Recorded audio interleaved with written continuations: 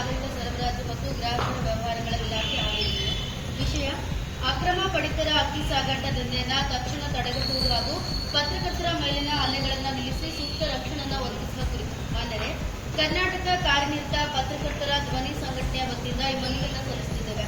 ನಮ್ಮ ಸಂಘಟನೆಯ ಗಮನಕ್ಕೆ ಬಂದಿರುವಂತೆ ಜಿಲ್ಲೆಯ ವಿವಿಧ ಭಾಗಗಳಲ್ಲಿ ಅಕ್ರಮವಾಗಿ ಪಡಿತರ ಅಕ್ಕಿಯನ್ನು ಸಂಗ್ರಹಿಸಿ ಹೊರ ರಾಜ್ಯಗಳಿಗೆ ಹಾಗೂ ಹುಬ್ಬಳ್ಳಿ ಸೇರಿದಂತೆ ಹೊರ ಜಿಲ್ಲೆಗಳಿಗೆ ಸಾಗಾಟ ಮಾಡುವ ದಂಧೆ ನಿರಂತರವಾಗಿ ನಡೀತಾ ಇದೆ.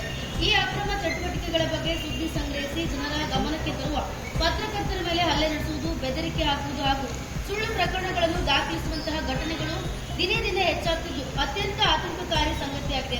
ಪತ್ರಕರ್ತರು ತಮ್ಮ ವೃತ್ತಿ ಧರ್ಮದಂತೆ ಸಮಾಜದ ಹಿತದೃಷ್ಟಿಯಿಂದ ಕಾರ್ಯನಿರ್ವಹಿಸ್ತಾ ಇದ್ದಾರೆ. ಆದರೂ ಅವರ ಸುರಕ್ಷತೆಯನ್ನು ಖಚಿತಪಡಿಸದಿರುವುದು ಮತ್ತು ಅಕ್ರಮ ದಂಧೆಕೋರರ ವಿರುದ್ಧ ಪರಿಣಾಮಕಾರಿ ಕ್ರಮ ಕೈಗೊಳ್ಳದಿರುವುದು ಕಾನೂನು ಸುವ್ಯವಸ್ಥೆಗೆ ಧಕ್ಕೆಯಾಗಿದೆ.